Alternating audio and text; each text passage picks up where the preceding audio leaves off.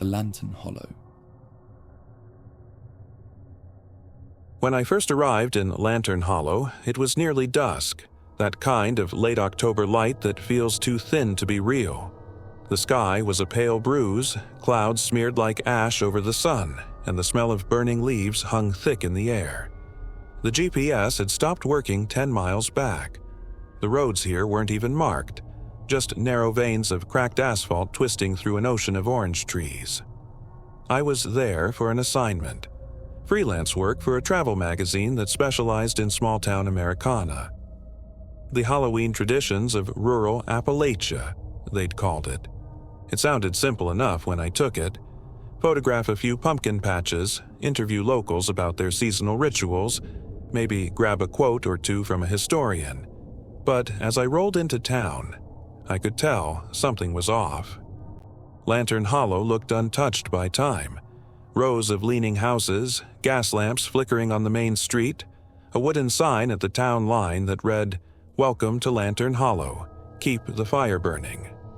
No one was out, though it was the night before Halloween.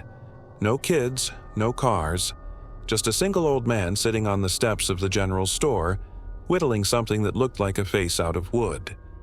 I pulled up beside him and asked for directions to the inn. He looked at me with eyes like dull marbles and said, "Ain't no inn open this time of year. You must be here for the watch." I asked what that was, but he didn't answer. Just went back to carving. When I finally found a place to stay, a small farmhouse owned by a widow named May Collins, she didn't seem surprised to see me. "You picked a strange night to come here," she said. "People don't travel much during the Hollow Watch. But if you're quiet and keep the lamps lit, you'll be just fine." I asked her what Hollow Watch meant, and she smiled like someone remembering something unpleasant. "It's just our way. Halloween's when the hills open up and the lights come looking for us. So we light our own." That night, as I unpacked my camera equipment, I noticed something strange. Every house in town had carved gourds glowing on their porches. Not pumpkins. Gourds. Long, twisted things with faces carved into them that looked more pained than festive. And inside each one, instead of candles, there were small oil lamps burning blue. May saw me staring and said, "They ain't decorations. They're warnings. The lights can't stand the flame." The next morning, Halloween itself, the town was more alive. People moved about quietly, hanging dried herbs from doorways and painting their windows with some kind of chalky white symbol that looked like a crooked H. I wandered the streets taking photos. Every now and then, someone would stop and stare. Not in anger, just with a kind of cautious pity. Around noon, I found the sheriff, an older man named Crane. His office was barely more than a single room attached to the post office. "You here for the watch, huh?" he said when I told him I was writing about Halloween traditions. "You folks from the city never do learn. Some things ain't meant to be written down." I laughed nervously. "You mean the bonfire ritual?" Crane looked up sharply. "Who told you that?" May mentioned something about keeping the fire burning. I assumed it was symbolic. He sighed, then leaned back in his chair. "It's not symbolic, son. It's survival. There's something in them woods comes out every Halloween night. We don't know what it is. Lights, shapes, whispers. My granddaddy called them the Watching Man. Said they were older than this valley itself." He nodded toward the window where the forest stretched like a wall beyond the edge of town. "If that fire goes out, they come closer. If you look at them too long, you join them." I didn't know if he was trying to scare me or if he believed it himself, but something in his voice made me uneasy. That evening, just before sunset, the town gathered at the edge of the clearing. There was a pit there, a wide circle of blackened stones filled with timber and old gourds. Dozens of people stood silently as Sheriff Crane poured a line of oil across the ground and lit it. The flames roared up in a ring, throwing sparks into the dying sky. A chant began, low and rhythmic. "Keep the fire, keep the flame, let the hollow burn its name." I took photos, trying to capture the flicker of orange against their faces. But when I reviewed the shots on my camera screen, my stomach dropped. Behind the crowd, in the tree line, faint blue lights were moving, slow, deliberate, weaving between the trees like lanterns being carried by invisible hands. By midnight, the town had gone silent again. The bonfire still burned, but lower now, embers spitting weakly into the cold air. I couldn't sleep, so I decided to walk the main road, my recorder running. The forest felt alive. The wind had died, but the trees still shuddered, as if something unseen was brushing against them. Then I saw it. One of the blue lights, hovering near a barn just beyond the road. It pulsed faintly, like a heartbeat. I thought it was someone with a lantern, maybe a late-night farmer. But when I called out, it didn't move away. It drifted closer. The air grew thick and cold. My breath came out in mist. When it reached the fence line, the shape around it began to form. A figure, tall and thin, face stretched smooth and blank. The light burned inside its chest, flickering through its ribs. I stumbled back, my flashlight trembling. The thing tilted its head, and then I heard a voice. My own voice. Whisper from the dark. "Keep the fire burning, Cole." The world tilted. My knees gave out. When I woke, it was dawn. I was lying in the dirt near the old well. The sun was rising, and the bonfire was gone. Cold ashes. So were half the townspeople. May found me wandering the square, dazed and shivering. She pulled me into her house, locked the door, and pressed a cup of something hot into my hands. They got through. She said quietly. We couldn't keep the fire alive. Too many left the circle. Too many forgot the words. I asked her what happened when the lights took someone. She looked at me with tears in her eyes. They don't die, if that's what you're asking. They just change. They go hollow. Their souls light up like lamps, and then they walk with the others. I tried to leave that morning, but the roads were gone. Not blocked, gone. The asphalt had cracked open and been swallowed by the earth. The trees were thicker, closer. When I checked my camera again, all my photos were corrupted. Every frame just streaks of blue light and distorted shapes that seemed to twist when I wasn't looking directly at them. May stayed by her window all day, staring at the hills. They'll come back tonight, she murmured. They always do. I write this now by the firelight. It's Halloween again. The flames are low, and May is asleep beside me, her breathing shallow. Outside, the blue lights are everywhere, in the trees, along the road, even hovering above the houses. I can hear voices whispering my name, soft as smoke. Sheriff Crane's voice echoes among them. Keep the fire, keep the flame. I know I should run, but there's nowhere left to go. The woods are alive, glowing like veins beneath the skin of the world. I see faces in the light now. The old man from the store, the missing children May mentioned, even myself reflected in the window, smiling when I shouldn't be. The fire is dying. May's eyes open and they're glowing blue. She smiles gently. It's all right, she says. You'll see. The hollow keeps what it loves. The last thing I hear before the light takes me is the crackle of fire being swallowed by wind. Now there's only the glow.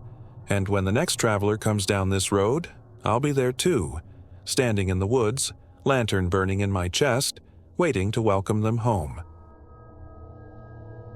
The Night Shift at Hollowgate Mall. The air around Hollowgate Mall was already colder than the October night should have allowed. The building sat like a sleeping animal on the edge of town, hulking, silent, its windows gaping black beneath the flicker of parking lot lights. The sign above the main entrance still clung to the faded lettering. Hollowgate Mall, since 1984, though the O in Hollowgate had long since burned out, leaving a ghostly grin in its place. Most of the stores had been emptied out years ago when the last big chain pulled up stakes. A few local shops lingered, until the power bills crushed them. And now, only the security crew remained. 3 people who watched over a graveyard of storefronts. Tonight, Halloween night, they were working their last shift. The mall was slated for demolition at dawn. Frank Delaney, the oldest of the 3, rolled his shoulders beneath his faded jacket as he stepped out of his rusting Ford. 63 years old, 30 spent working mall security, and he still hated the way the wind seemed to whisper down the glass corridors. He'd always joked that Hollowgate didn't need guards, it needed an exorcist. Marcy Rivera, 26, was already inside, perched at the control desk, sipping burnt coffee from a styrofoam cup. She was new, 3 months on the job, and didn't yet understand the strange silence that pressed against the mall's walls after midnight. Then there was Eli Carter, the cleaner, a quiet man, probably late 30s, with a permanent frown and calloused hands. He didn't say much, just swept and mopped with mechanical patience. Frank liked him, mostly because Eli never asked questions about the noises. "Last night in paradise," Frank muttered as he keyed the lock and pulled open the employee door. The smell of mildew and cold tile rushed out to greet him. Inside, the security office hummed with the low buzz of monitors. Rows of screens showed empty corridors, each dimly lit by emergency lighting. A few were static-filled, the signal weak after years of neglected maintenance. Marcy turned in her chair. "Evening, Frank. I made coffee. Don't ask what brand." Frank set his thermos on the table. "As long as it's not decaf, I'll take my chances." She smiled faintly. The clock above her read 11:03 p.m. "Eli's doing the West Wing sweep," she said. "Said he'd be back before midnight. You know they cut half the power already?" Frank frowned. "Figured they would. City doesn't want to waste another dime on this place." He looked up at the screens again. The darkened corridor stretched on endlessly, like arteries leading to a heart that had stopped beating years ago. Stores like Zanny's Toys and Sunset Cinema sat empty, shelves stripped bare, signs still hanging crookedly. But something about the third corridor camera, Cam 3A, caught his attention. The feed was fuzzy, as usual, but the flicker of light near the far end didn't look like a glitch. It looked like movement. "You seen that?" he asked. Marcy squinted. "Which one?" "Cam 3A, end of corridor." She leaned in closer, adjusting the dial. The static cleared slightly.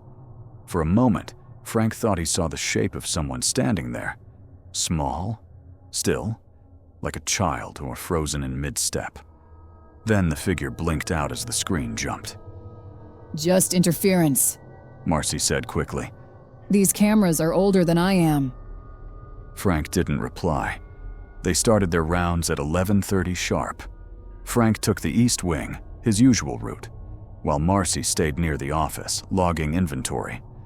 The PA system was still connected to the old mall network, so every half hour, a recorded jingle would crackle through the speakers. "Thank you for visiting Hollowgate Mall. Have a pleasant evening." The voice was warped, high-pitched, and it echoed through the empty halls like a ghost that had forgotten its lines. As Frank walked past the shuttered stores, his flashlight beam danced over long-forgotten promotional posters. A Halloween sale, 50% off. Banner still hung above Jensen's department store, its edges frayed and curling. Plastic pumpkins sat in the window display, half collapsed from years of neglect. He stopped when he heard something, a faint tapping sound. It came from inside Jensen's. He shined his flashlight through the gate. The store was empty, bare tile, stripped shelves, dust everywhere. But the sound continued. Tap, tap, tap. Steady and deliberate, like fingers on glass. Frank crouched slightly. "Eli, that you?" No answer. He waited another second, then moved on, forcing his breathing steady. Old buildings made sounds, he reminded himself. Metal expanding, pipes cooling, nothing more. But as he passed the children's play area, the air seemed to thicken. The ceiling lights buzzed louder here, flickering slightly. The mural on the wall, a faded painting of cartoon animals, looked almost mournful in the dim glow. That was when he saw it again. A figure, standing near the entrance to the food court. Frank's heart kicked against his ribs. The shape was faint, shadowy but unmistakable. A person standing utterly still, facing him from 30 feet away. He raised his flashlight. Empty. Just the polished tile reflecting his own light. He exhaled shakily and turned back toward the security office. Marcy was on the phone when he got there. Her voice was low, uncertain. Yeah, we're just wrapping up.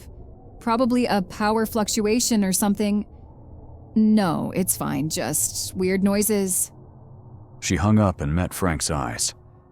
That was building management. They said the contractors are showing up early, around 5 a.m., to start the demolition prep. Frank nodded absently, his gaze sliding to the monitors. Cam 3A was static again. Cam 5B, near the old arcade, was offline entirely. He sighed. This place doesn't want to die quietly. Marcy forced a laugh. It's Halloween. Even ghosts need a little attention tonight. Frank almost smiled, but something in her voice stopped him. The joke landed flat, more nervous than funny. At 11:57 p.m., Eli returned, wheeling his mop bucket down the hall. His clothes were damp with gray water, and his eyes looked tired. West Wing's done, he said. But there's something weird with the escalator near the atrium. It's running. Marcy blinked. Running? They cut the power to that system months ago. Eli shrugged. Guess someone forgot to pull the plug. It's just moving, slowly. Keeps making this grinding sound, like something's caught underneath. Frank rubbed his jaw. Show me. They walked together through the central corridor, their footsteps echoing. The escalator loomed at the far end beneath the skylight. Two long metal belts, still churning sluggishly in the darkness. Sure enough, it was running. The motor whined weakly, and the steps creaked, moving up toward nothing. The skylight above reflected faint orange light from the distant town fireworks, the last sign of life beyond Hollowgate's walls. Power's supposed to be off, Frank muttered. Whole system's disconnected from the main grid. Marcy crouched near the control panel. Maybe a generator? There is no generator. They stood in silence, listening to the endless whir of metal teeth. Then, suddenly, the escalator stopped. The motor gave a low groan, and the steps froze mid-motion. Eli looked down. There's something wedged under one of the treads. Frank leaned closer. A small object was jammed between the steps, a plastic trick-or-treat pumpkin, cracked and dirty, its orange paint flaking off. Inside it were a few pieces of stale candy. How the hell did that get there? Marcy whispered. Frank reached down and pulled it free. The moment he did, the mall lights above them flickered violently, then went out entirely. Darkness swallowed them whole. Marcy gasped. What was that? Frank flicked his flashlight back on. Breaker must have tripped. But the beam barely penetrated the dark. The air itself seemed heavier, the silence thicker. And for a fleeting second, before he turned back toward the others, Frank thought he saw movement again. Behind the glass storefronts, a dozen faint shapes. Watching. The emergency lights flickered back to life one by one, dim amber halos that painted the tiled corridors in a sickly glow. The mall felt different now. Not merely empty, but aware, as if the walls themselves had drawn in a breath when the lights died. Frank's flashlight wavered across the atrium, as he set the cracked plastic pumpkin down on the floor. All right, He said softly. that was probably just old wiring. Nothing else. Marcy gave a nervous half-laugh. Yeah, just wiring, or the ghosts of consumerism. Eli didn't respond. He was staring up at the second level where the mannequins of Galleria Fashions still stood behind the glass. The dim light gave them faint silhouettes, armless, faceless figures frozen mid-pose. For a heartbeat, it looked like one of them had turned its head. Frank followed his gaze, then cleared his throat. Let's get back to the office. We'll check the circuits from there. They started walking. The rubber soles of their shoes squeaked faintly on the tile, echoing through the emptiness. As they passed the food court, a low hum drifted from one of the old speaker grills overhead. Marcy frowned. Is that the PA? Frank tilted his head. The noise was faint, like static underwater, but then it shifted, forming words. Hollowgate Mall welcomes you. A garbled jingle followed, distant and warped. Then, silence again. Eli exhaled slowly. That system's not connected anymore, right? Frank didn't answer. He could still hear it in his mind. The way the voice had seemed to come from everywhere at once, not just from one speaker. Back in the security office, the monitors flickered restlessly. Half the feeds had gone out entirely. The remaining screens jumped with static and ghostly afterimages of movement that weren't there a second later. Marcy sat forward, tapping the console. Cameras are glitching. I'll try to reboot the system. Frank leaned over her shoulder. The feed from Cam 3A, the one that had shown the shape earlier, was on again. The corridor looked empty, but then the image flickered. A child stood in the middle of the frame, a small boy, maybe 8 years old, wearing a faded Halloween costume, a skeleton suit. His mask was cracked, hanging slightly off his face.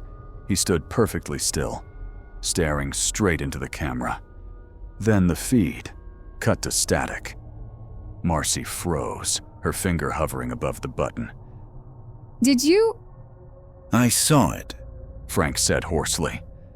She hit the replay function. The recording jumped back, but there was nothing. No boy, no movement at all. Just the empty hallway. Eli muttered, This place ain't right. Frank rubbed his temple. You're telling me.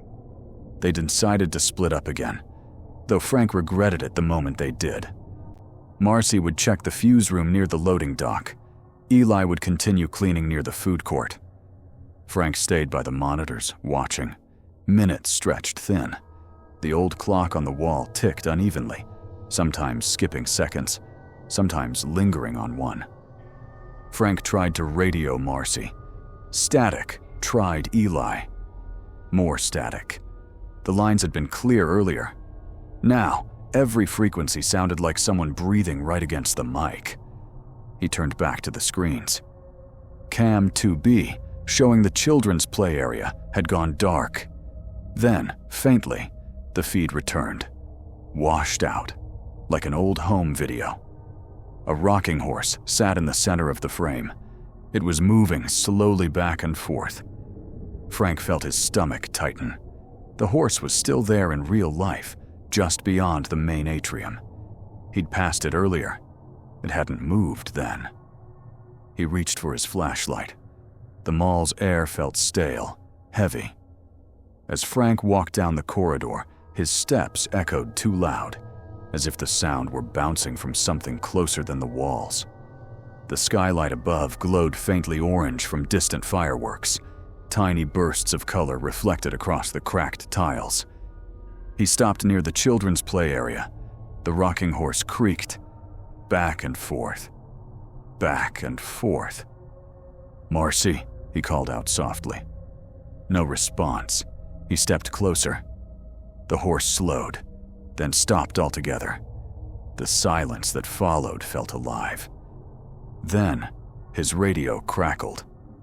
Frank? The voice was faint, female, distorted. But it didn't sound like Marcy. It was softer, almost childlike. Come back to the store. Who is this? He said quickly. We're open again. The voice dissolved into static. Frank's breath quickened.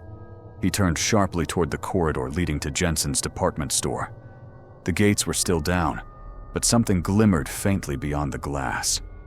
Light. Warm, golden light, flickering like candle flame.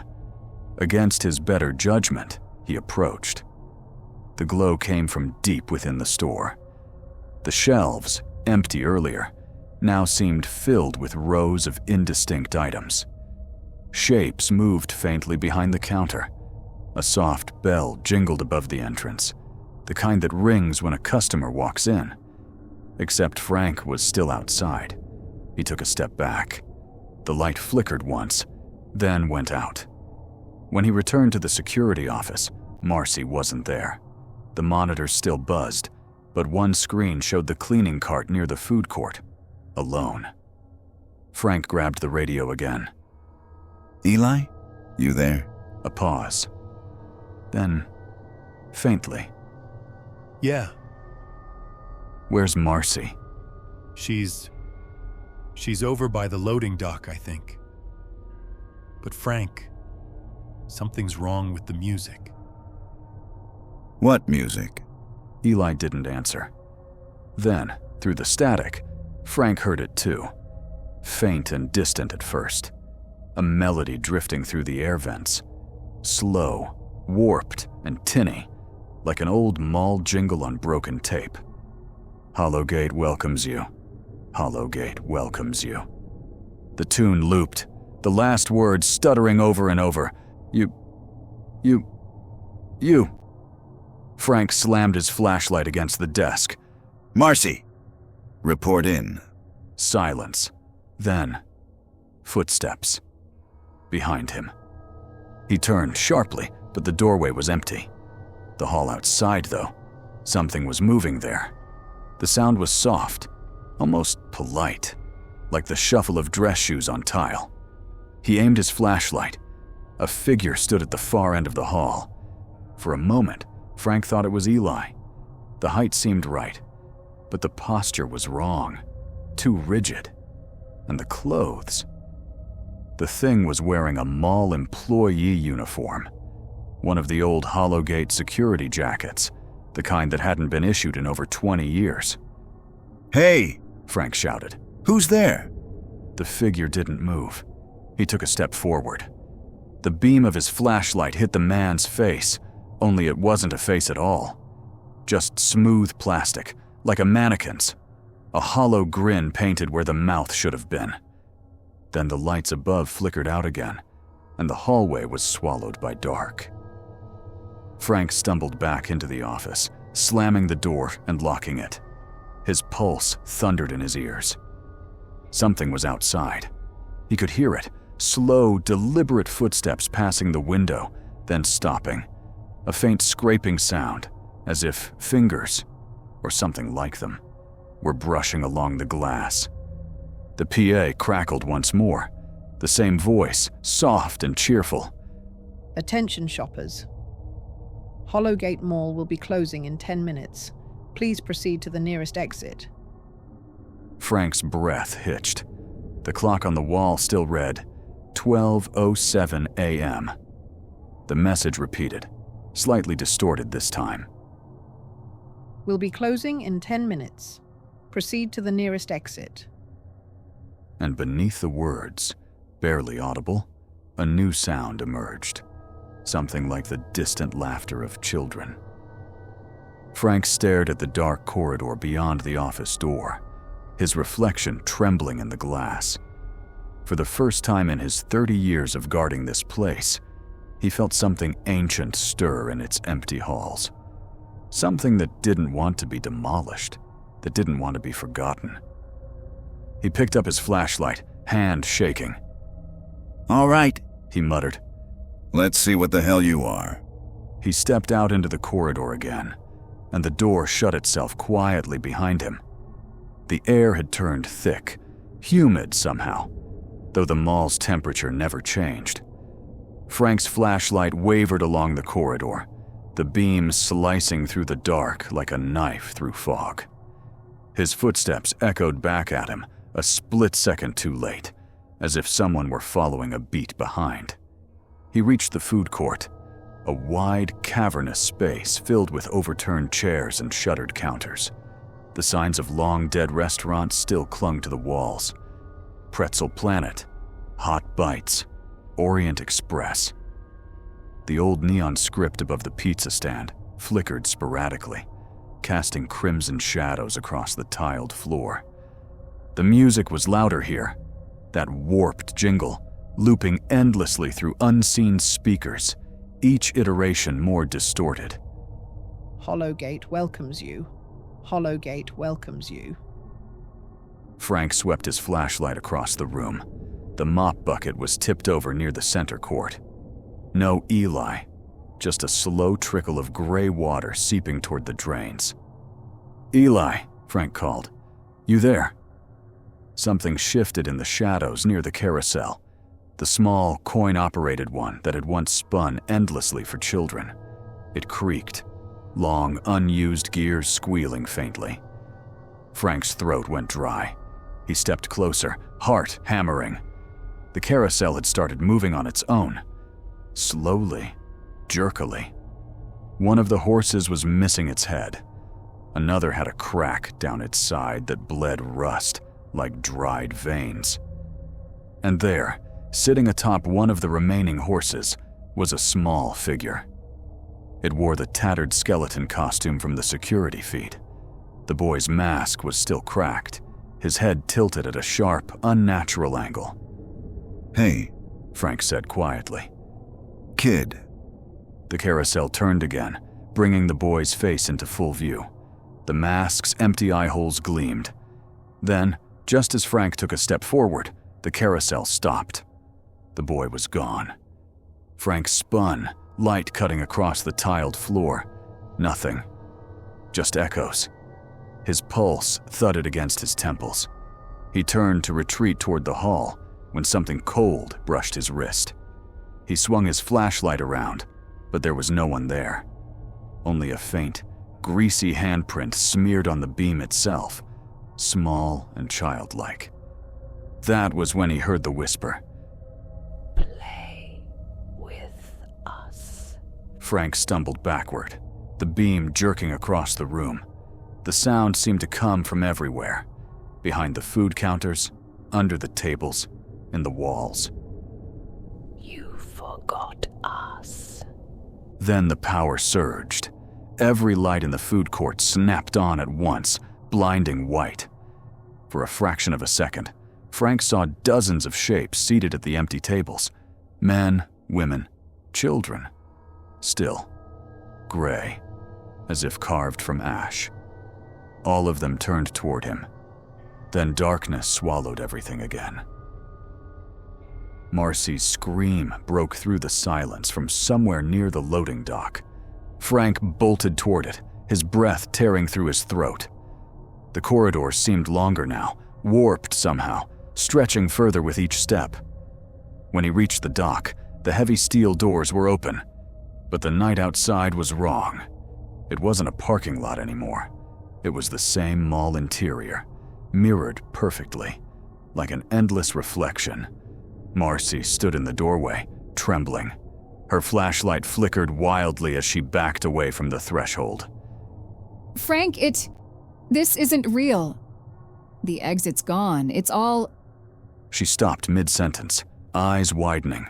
Frank followed her gaze. Through the mirrored entrance, people were walking toward them. At first, they looked normal. Shoppers, teenagers, families. But their movements were slow, jerky, looping slightly, like corrupted footage repeating frames. Their faces were pale, mouths moving silently in sync. Marcy whimpered. Oh God, what is this? Frank grabbed her arm and pulled her back. The door slammed shut behind them with a thunderous echo. When they turned around, the mall's decor had changed. The Halloween banners were new, vibrant, fluttering from the ceiling. Storefronts glowed with inviting lights. The mall was alive again. But it wasn't 2025 anymore. Every sign, every poster, every storefront display looked decades old, 80s retro. Children in costumes ran down the hall, laughing. Adults carried bags of candy. The jingle played loudly, perfectly clear. Now, Hollowgate Mall, where Halloween never ends. Marcy clutched Frank's arm. We're inside, whatever this is. A memory. Frank didn't answer. The crowd passed them without looking, their faces blank, eyes glazed. Then, as one, they all stopped moving. Slowly, they turned to face the two guards. Their mouths stretched open in perfect unison. A chorus of whispering voices filled the air. Stay. Stay. Stay. The floor trembled beneath their feet. The crowd began to melt, literally melt, skin sagging, eyes sinking, until they became a gray, writhing mass of shapes, slithering toward them. Run! Frank shouted. They tore through the corridor, dodging falling lights and collapsing displays. The mall was transforming around them, ceiling panels warping, walls twisting into impossible angles. The jingle still played, now warped into demonic static.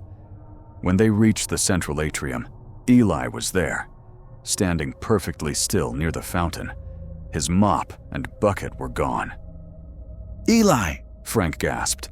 We have to go. Eli turned slowly. His eyes were glassy, unfocused. His mouth moved, but the voice that came out wasn't his. We all work here now. Marcy screamed. The fountain behind him bubbled with dark, tar-like liquid that began to rise. Something inside it shifted. Limbs, faces, fragments of mannequins writhing together. Frank grabbed Marcy and pulled her back as the black water erupted upward, splattering across the tiles. Welcome to Hollowgate Mall. The PA crooned overhead, voice cheerful again. Please enjoy your stay. They ran blindly through the twisting corridors. The mall's geometry made no sense now. Escalators leading into ceilings, doors that opened to brick walls. Every store they passed was filled with versions of themselves, ghostly reflections acting out old patterns, patrolling, mopping, writing reports. Marcy's breath came in short sobs. It's looping us. It's copying us. Frank's flashlight caught a reflection in one storefront, himself staring back. But the reflection smiled, lifted its gun, and pointed it outward. The glass cracked, then shattered inward. Frank dove aside as the bullet tore through the air. The reflected version stepped out of the frame, now walking on their side of reality. Its face was hollow, eyes pitch black. Frank fired back. The shot echoed endlessly, but the figure didn't fall. It only flickered, static eating at its outline. Frank! Marcy yelled. This way! They stumbled into the security office, slamming the door. The monitors were still active, all showing the same image, the two of them running from dozens of angles. Behind them, in each feed, the mannequin-faced figure followed, closer every time the frame changed. The radio buzzed suddenly.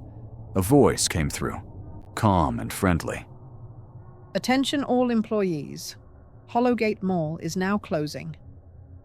Please return to your designated posts. Marcy's hands shook. I can't do this. Frank grabbed her shoulders. Listen to me. We find the breaker room, we cut whatever's powering this, and we end it. You hear me? She nodded weakly. They left the office together, retracing their steps toward the maintenance corridor. The air there smelled of dust and ozone, humming faintly with unseen electricity. The breaker room door was half open. Inside, the panels still glowed faintly green despite the mall being off-grid. Marcy approached the main switch. If I pull this... The lights flickered. A reflection moved behind her on the metal surface of the panel, her own face, smiling when she wasn't. Frank shouted, "Marcy, wait!" Too late. Her reflection's hand moved before hers, jerking the switch violently upward. Every light in the mall blazed white. Frank fell backward, blinded. The air vibrated like a struck bell, the walls trembling. He heard Marcy scream, then silence. When the light faded, she was gone. Only her radio remained, melted into the tile. The mall was silent again. No music, no whispers. Frank staggered to his feet, dizzy, tears stinging his eyes. "Marcy?" He stumbled through the corridor, heading toward the atrium. The fountain was dry again. The escalator stood still. The air was cold, dead. He almost believed it was over. Then he saw the pumpkin again, the same cracked plastic trick-or-treat bucket, sitting neatly in the center of the floor. He approached slowly, crouched down. Inside were 3 items: Marcy's ID badge, Eli's mop handle, and his own flashlight, broken clean in 2. His breath hitched. He heard faint laughter echoing through the vents. Then the PA system crackled to life one last time. Thank you for visiting Hollowgate Mall. We hope to see you again next Halloween. The emergency lights shut off. Weeks later, the demolition team arrived at dawn. They found the mall exactly as it had been left, dusty, decayed, silent. But when they walked into the food court, they discovered something strange. The carousel, the one that hadn't worked in decades, was slowly turning. And on one of the horses, someone had placed a small, cracked orange pumpkin, its grin lit faintly from within by a single flickering bulb. No one found the security crew. Only the logs in the security office remained. One entry, written at 12:07 a.m., the handwriting shaking and desperate. Lights went out again. Something's still here. Don't come in. That was the last note. The mall was demolished 2 days later. But locals still say that on Halloween night, if you drive past the empty lot and tune your car radio to 103.4 FM, you'll hear faint mall music playing. And if you listen long enough, you might hear a voice cheerfully announce, Hollowgate Mall welcomes you.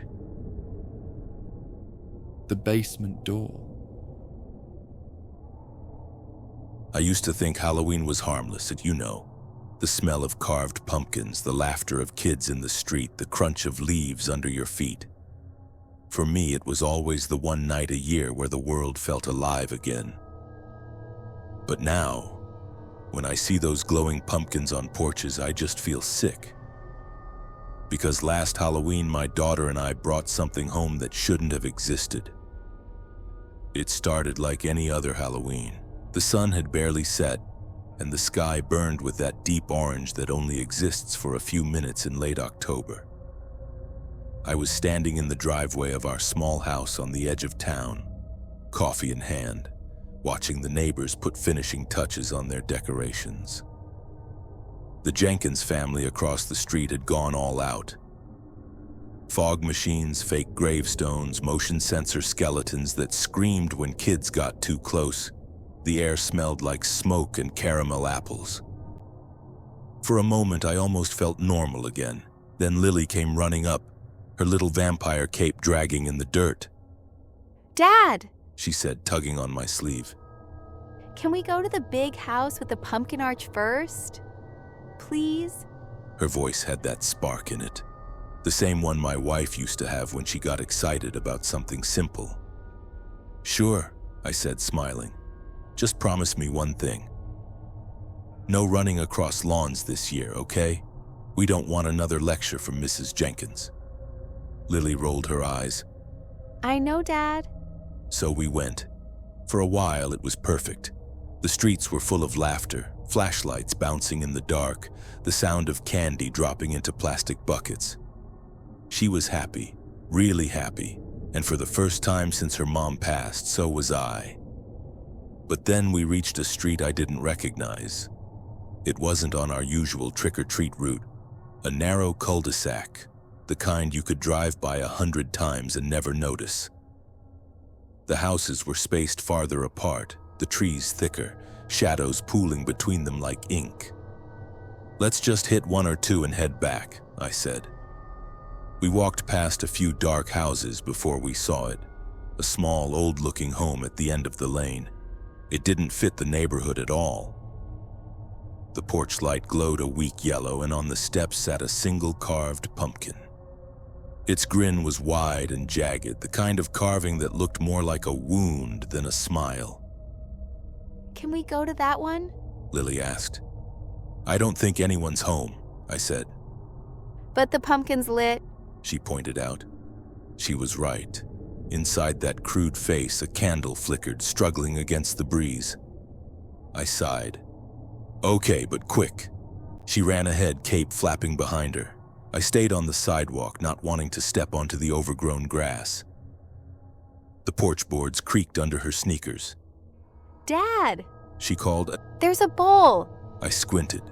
Sure enough, a metal bowl sat beside the pumpkin, filled with what looked like small bundles wrapped in cloth and tied with string. "Just take one and come back," I said. She picked one up, turning it in her hands. Then the porch light flickered once, twice, and went out. "Lily," I started forward. "I'm fine," she said quickly, already running back down the steps. When she reached me, the pumpkin's candle extinguished behind her. At home, she couldn't wait to unwrap her special candy. She tore off the twine, peeled back the faded cloth, and revealed a small wooden figure, about the size of her hand, carved roughly into the shape of a person. It had long arms, no eyes, and a mouth that looked hollow. "That's definitely not candy," I said. "Maybe it's a decoration?" she offered, fascinated. "It's kind of cool." "Let's keep it on the shelf," I said. She nodded, but I should have known better. That night, while she slept, I was cleaning up the living room when I heard it. 3 faint knocks. Knock, knock, knock. They came from the basement. I froze. The air conditioner wasn't on. The TV was muted. The sound was deliberate. I told myself it was just pipes, settling wood, anything but what it sounded like. Still, I grabbed the flashlight and went to check. The basement door groaned as I opened it. Cold air drifted up like a sigh. I stepped down, each stair creaking under my weight. The light flickered once before steadying. Nothing looked out of place. Tools hung on their hooks, boxes stacked against the wall. Then I noticed something strange. The small door to the storm cellar was slightly open. I hadn't been down there in months. I shut it tight, slid the latch, and went back upstairs, forcing myself to laugh. Houses make noises, basements breathe. That's all it was. But as I reached the top step, I heard it again. Knock, knock, knock. This time from the other side of the storm cellar door. The next morning, Lily sat on the floor of her room, the wooden figure in front of her. She'd drawn a chalk circle around it, spirals and symbols that looked almost deliberate. "Where'd you learn that?" I asked. She smiled faintly. "The lady told me." "What lady?" "The one in the basement." I felt my stomach drop. "Honey, there's nobody in the basement," "She comes at night," she said. "She says she's cold. She wants me to open the door." I tried to stay calm. "You must have dreamed that." She frowned. "No, Daddy. She said you used to know her." That night, I nailed the basement door shut. Every creak made me flinch. But sometime after midnight, I woke to the sound of whispering. Faint, like a conversation happening through the floorboards. I got up quietly and followed it to the hall. The basement door was open, the nails were gone. I stared into the darkness below. Then came the sound, not quite footsteps, not quite breathing, like something dragging across the concrete. Daddy? Lily's voice from behind me. I turned. She was standing in the hall, her eyes glassy. "Why are you up?" I whispered. She says you need to come downstairs. I grabbed her, carried her back to bed, and stayed awake until sunrise, listening to the occasional creak beneath the floor. The next few days blurred together. I tried to convince myself it was all in my head. Grief, stress, exhaustion. But then I started noticing little things. The figure would move when we weren't looking. Once it was on her dresser, the next day it was on the floor by her bed. And always that faint smell of dirt and mold followed it. One night I woke to a scraping sound from the baby monitor. A sound I hadn't used since she was a toddler. I didn't even realize it was still plugged in. But now, the soft hiss of static carried something else. A low, distorted whisper. I couldn't make out the words, but I heard her name, Lily. I ran to her room. She was sitting up in bed, eyes half open. She says it's almost time, she murmured. I pulled her close, whispering, "You're safe. Nobody's coming." But when I looked at her shelf, the wooden figure was gone. Halloween night came again, 1 year later. I'd done everything to make it normal. Carved pumpkins, bought candy, planned to watch old movies. But she wasn't herself. Pale, distant, humming a tune I didn't recognize. As the sun went down, she looked up at me and said softly, She says tonight's the only night she can come home. "Who?" Mommy? I couldn't breathe. That night, as wind rattled the windows and children laughed outside, I sat by the fire trying to block out the creaks from below. Then came the knock. Not faint, not distant, right beneath my feet. Knock, knock, knock. I grabbed a hammer and went to the basement door. The lock rattled. Evan. My wife's voice. I stumbled back. Evan, please. It's so dark down here. Let me see you. My throat closed. "You're not her." Evan, please. She needs me. She's so lonely. The knob turned. Slowly. I braced the door with my shoulder, but it kept pushing. I could hear something breathing on the other side. Wet, uneven. Don't you want to see me? It said. The door burst open, throwing me backward. Darkness poured out, thick, cold, whispering. And in that darkness, a figure took shape. It was her, or what was left of her. Her smile stretched too wide. Her eyes were hollow pits. Her skin rippled like wax melting. Evan, it said gently. You left us. I scrambled up the stairs, shouting for Lily, but she was already there at the top, frozen. Daddy, she said softly. It's Mommy. No! I reached for her, but she stepped forward, down into the dark. Lily, don't. The door slammed shut. I broke it open minutes later. The basement was empty. No sign of her, no voice, no breath. Only the wooden figure sitting at the bottom step, its mouth carved into a perfect hollow smile. Now every Halloween the knocking starts again. 3 slow, deliberate knocks beneath the floorboards. And sometimes when the house is quiet, I hear her voice. Faint, almost kind. Evan, please, let us out. Thank you again for tuning in to the Eerie Archives channel. And as always, don't forget to like, subscribe, and comment what you'd like to see in the next video. Until next time, stay eerie.